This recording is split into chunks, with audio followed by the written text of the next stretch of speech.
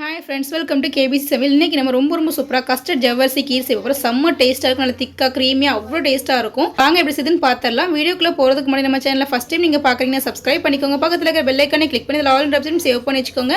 அப்போ தான் நான் போடக்கூடிய ஒவ்வொரு வீடியோஸும் நோட்டிஃபிகேஷனாக வரும். சப்ஸ்கிரைப் பண்ண பார்க்குற புது வியூவர்ஸும் மறக்காமல் சப்ஸ்கிரைப் பண்ணி சப்போர்ட் பண்ணுங்கள். வாங்க வீடியோக்குள்ளே போகலாம். இப்போ கடாயில் 3/4 லிட்டர் கெட்டியான பால் சேர்த்துக்க நான் வந்து காய்ச்சி வச்சுருக்க பால் சேர்க்குறேன். நீங்கள் காய்க்காத பால் இருந்துச்சுன்னா ஒரு தடவை காய்ச்சிட்டு சேர்த்துக்கோங்க. பால் சேர்த்தாச்சு. 1 கப் அளவுக்கு ஜவ்வரிசி நல்லா கழுவி வந்து வச்சுருக்கிறேன். அதை வந்து சேர்த்துப்போம். நான் வந்து இன்றைக்கி நைலான் ஜவ்வரிசி வந்து எடுத்துருக்கிறேன். நான் வந்து சட்டுன்னு வெந்துடும். நீங்கள் ஒரு பெரிய ஜவ்வரிசி மாவு ஜவ்வரிசி எடுக்கிறீங்கன்னா ஒரு 1/2 மணி நேரம் ஊற போட்டுட்டு சேர்த்துக்கோங்க. சீக்கிரமாக வெந்துடும். இப்போ நல்லா கழுவி வச்சுட்டு இதை வந்து சேர்த்துடலாம்.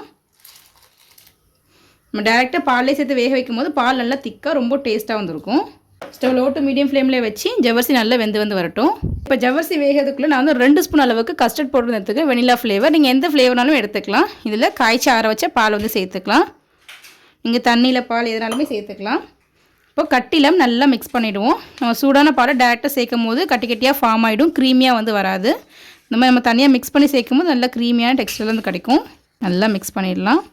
எக்ஸ்ட்ரா எந்த ஒரு கலர் எந்த ஒரு எசன்ஸ் எதுவுமே சேர்க்க தேவையில்லை. இதுவே வெனிலா ஃப்ளேவர் இருக்கிறனால ரொம்ப சூப்பராக வந்திருக்கும். இப்போ இந்த அளவுக்கு நல்லா மிக்ஸ் பண்ணியாச்சு. இது ஓரமாக இருக்கட்டும். ஜவ்வரிசி நல்லா 3/4 அளவுக்கு வந்து வரட்டும்.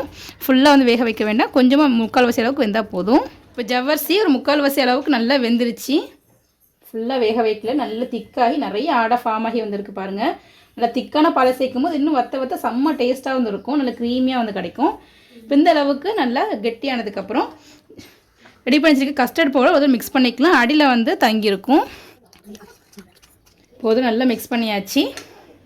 இப்போது சேர்த்துடலாம். ஸ்டவ் லோ ஃப்ளேம்லேயே வச்சு நல்லா கலந்து விட்டுக்கோங்க. கஸ்டர்ட் சேர்த்த உடனே கெட்டியாகும். கம்ப்ளீட்டாக லோ ஃப்ளேம்லேயே வச்சுக்கோங்க.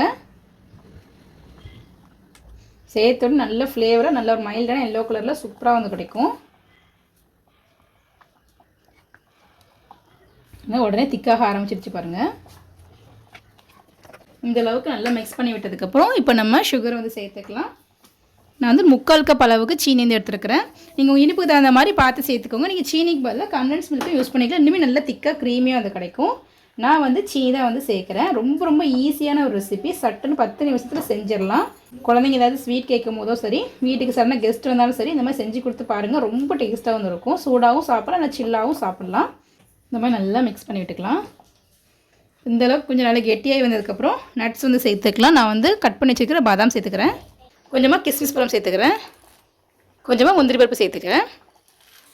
நம்ம இதில் நெய்லெலாம் ரோஸ்ட் பண்ணிலாம் சேர்க்க தேவையில்லை. நம்ம வந்து ஃப்ரிட்ஜில் வந்து வச்சு நல்லா சில்லாக சாப்பிட்றனால நம்ம நெய்யில் ரோஸ்ட் பண்ணோம் அப்படின்னா நல்லா வந்து நெய் வந்து ரொம்ப ட்ரையான மாதிரி இருக்கும், நல்லா இருக்காது. ஸோ நான் வந்து அப்படியே வந்து சேர்த்துக்கிறேன். டேஸ்ட் ரொம்ப சூப்பராக இருக்கும். ஒருவேளை நீங்கள் கொஞ்சம் சூடாக சாப்பிடுவீங்க அப்படின்னா நெய்யில் கொஞ்சம் ரோஸ்ட் பண்ணி கூட சேர்த்துக்கலாம். இப்போ நல்லா மிக்ஸ் பண்ணி விட்டுப்போம். ஸ்டவ் லோ டு மீடியம் ஃப்ளேமில் வச்சு ஒரு 2லேருந்து ஒரு 3 நிமிஷத்துக்கு நல்லா கொதித்து வந்து வரட்டும். இப்போ ஒரு 3 நிமிஷம் ஆகிருக்கு. இந்தளவுக்கு நல்லா திக்காகிருக்கு பாருங்கள். செம்ம டேஸ்ட்டாக இந்தளவுக்கு இருக்கும்போது நம்ம வந்து ஸ்டவ் வந்து ஆஃப் பண்ணி ஆற வந்து வச்சிடலாம். இன்னுமே ரொம்ப இந்த கெட்டியாக்கிட்டோம் அப்படின்னா ஆறுறதுக்கப்புறம் ரொம்ப கெட்டியாகிடும். ஜவ்வரிசி கஸ்டர்ட்லாம் சேர்த்துக்க ரொம்ப கெட்டியாகிடும். ஸோ இந்தளவுக்கு இருக்கும்போது நம்ம ஸ்டவ் ஆஃப் பண்ணிவிடுவோம்.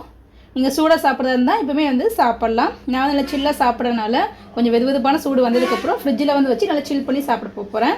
இந்த மாதிரி ரெசிபிக்கு வந்து நீங்கள் ஐஸ் கியூப்ஸ் எதுவுமே சேர்க்காதீங்க. ஐஸ் கியூப்ஸ் சேர்த்தோன்னா மெல்ட் ஆனதுக்கப்புறம் ரொம்ப லிக்யூடியாக ஆகிடும், நல்லா இருக்காது. ஃப்ரிட்ஜில் வந்து வச்சு நல்லா சில் பண்ணி சாப்பிட்டுக்கலாம்.